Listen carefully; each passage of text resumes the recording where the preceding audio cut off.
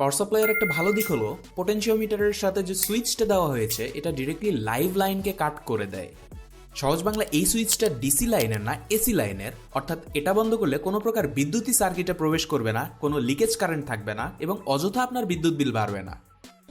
দ্বিতীয় যে বিষয়টা ভালো লাগলো সেটা হলো এটার কম্পোনেন্টসের কোয়ালিটি ভালো এবং বাংলাদেশি মার্কেটে অ্যাভেইলেবল।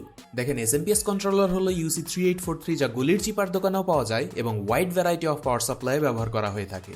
আবার 4.3 বদলে কিন্তু 4.2, 4.4, 4.5 এগুলোও লাগানো যায়। প্রাইমারি ডিসিকে সুইচিং করে 7N65 বা 650 ভোল্ট 7 অ্যাম্পিয়ারের একটা মসফেট। এটার কোয়ালিটি ভালো, তবুও পাওয়ার সাপ্লাই নষ্ট হলে দেখা যায় মোস্ট অফ দ্য টাইম এটাই শর্ট হয়ে থাকে। কিন্তু যেহেতু এটা মার্কেটে অ্যাভেলেবল সেহেতু রিপেয়ার করাটাও সহজ। মসফেটের পাশাপাশি আউটপুট শকি ডায়োডটাও যথেষ্ট ভালো কোয়ালিটির এবং এটার অনেক রিপ্লেসমেন্ট আছে বাজারে। বেসিক্যালি পাওয়ার সাপ্লাইটা নষ্ট হলে রিপেয়ার করা খুবই সহজ।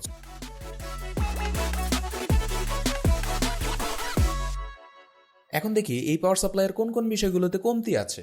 সবচেয়ে হাস্যকর কমতি হলো এটার শর্ট সার্কিট প্রোটেকশন নেই। এছাড়া বাসার গ্রাউন্ডিং যদি সঠিকভাবে করা না থাকে তাহলে কেবল হাত দিলে শক করবে। এর কারণ হলো ইনপুট ফিল্টারিং সেকশনটা খুবই বাজে, শুধুমাত্র একটা ফিউজ দেওয়া আছে।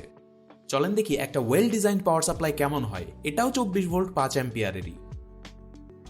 এখানে ফিউজ তো আছেই, সেফটি ওয়াই ক্যাপাসিটর ব্যবহার করা হয়েছে যা ডিফারেন্সিয়াল মোড নয়েজ ফিল্টার করে।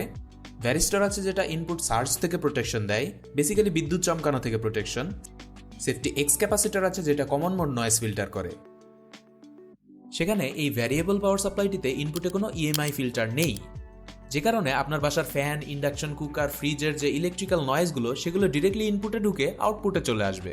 এই কেবলটা কোনোভাবেই 5 অ্যাম্পিয়ারের পাওয়ার সাপ্লাইয়ের জন্য উপযোগী না, 2 অ্যাম্পিয়ারের জন্য ঠিক আছে। যে কারণে 4-5 অ্যাম্পিয়ার আউটপুট নেওয়ার সময় পাওয়ার সাপ্লাইয়ের পাশাপাশি কেবলটাও যথেষ্ট গরম হয়ে গেছে। আমি যদি আপনাকে এই পাওয়ার সাপ্লাইয়ের কেবলটা দেখাই তাহলে বুঝতে পারবেন 5 অ্যাম্পিয়ারের কেবল কেমন হওয়া উচিত। এটার সাথে কম্পেয়ার করলে বোঝাই যাচ্ছে যে ভ্যারিয়েবল পাওয়ার সাপ্লাইয়ের কেবলটা কত চিকন। আরেকটা ইস্যু লক্ষ্য করলাম, SMPS power supply output filtering ক্যাপাসিটরের পাশাপাশি একটা ইন্ডাক্টর রাখতে হয়, যেটা এখানে দেওয়া হয়নি।